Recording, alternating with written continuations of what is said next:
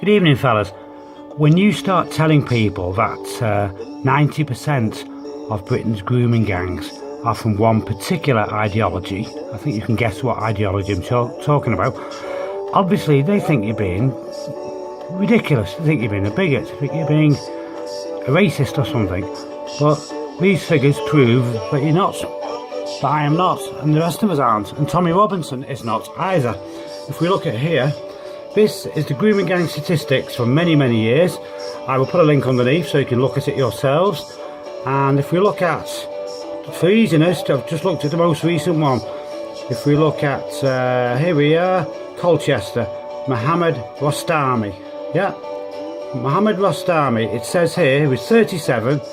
The tick at the side indicates he is Islamic origin, and he was from Colchester. I've just done a quick search for this name, Mohammed Rostami, and look who we find. Yes, here we are.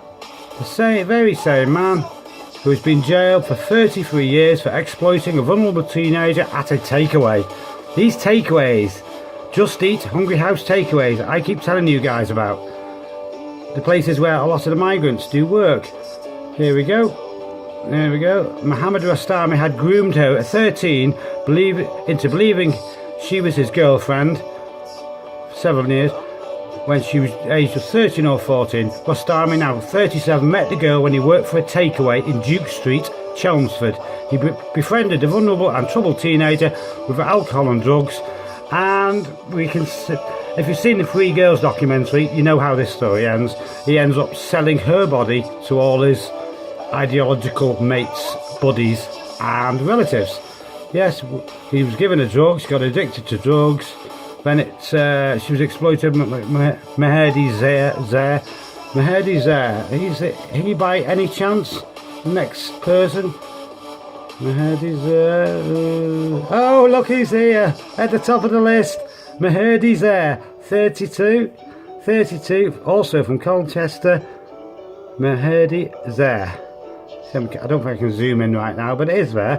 So the last 2 names added to this list, which is a while ago. There's a lot more to be added since, especially since the Newcastle abuse, where he abused 300 to 700 girls. So we see it's quite easy when you get these statistics on your computer or online. It's quite easy to check if they're fake or they're real. You just have to Google one of the names. You just have to Google any one of the names from anywhere in the list. Obviously, the more recent ones are easier. That's what I've done here. There's plenty more to be added on for 2017. I don't know if this yet covers the Newcastle case. I don't think it will, which is a big investigation. Took 3 different trials on it.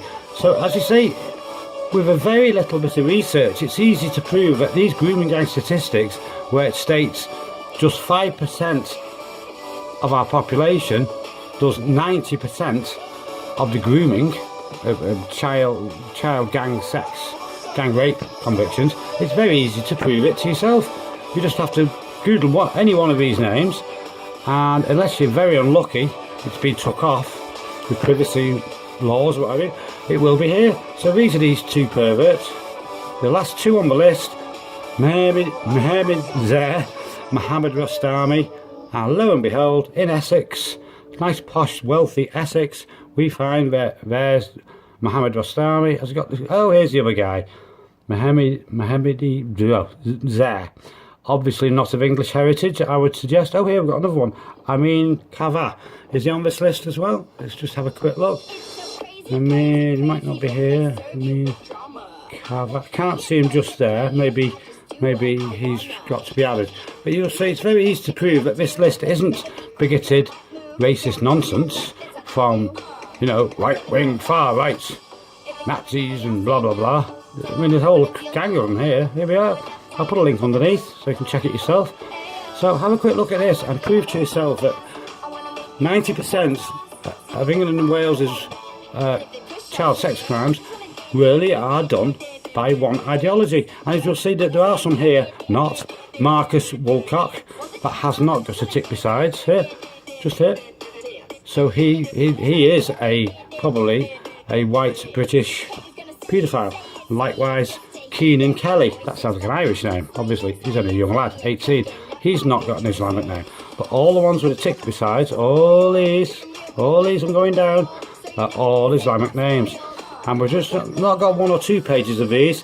We have 265 pages of grooming gang conviction names. So from all over the country, Leeds, Oldham, Aylesbury. Remember that case, that was a bad case.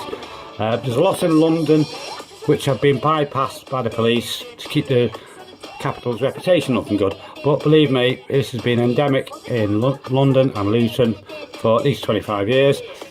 Please see Tommy Robinson. His 13-year-old cousin was gang raped in Bury Park, the main main area for these people in Luton, and that's what set him on his quest as a patriot to make people realise the damage these people are doing to our land.